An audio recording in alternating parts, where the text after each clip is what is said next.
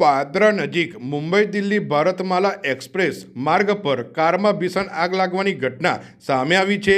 પ્રાથમિક માહિતી મુજબ આગ એટલી વિકરાળ હતી કે કારમાં સવાર એક વ્યક્તિ જીવતા જ બળીને ખાખ થઈ ગયો હોવાનું જાણવા મળી રહ્યું છે।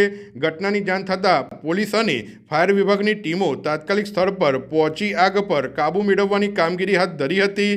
હાલ આગ લાગવાનું ચોક્કસ કારણ સામે આવ્યું નથી। ઘટના સ્થળ પરથી સામે આવેલા દ્રશ્યો અત્યંત ભયાનક હોવાનું જાણવા મળ્યું છે।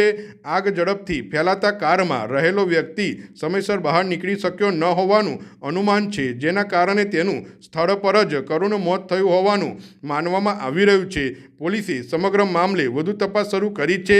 કારમાં કેટલાક લોકો સવાર હતા અને આગ અકસ્માત હતી કે અન્ય કોઈ કારણસર લાગી તે દિશામાં તપાસ ચાલી રહી છે। મારું નામ સુરેશ વાઘેલા, સબ fire officer, Vadodara fire and emergency service.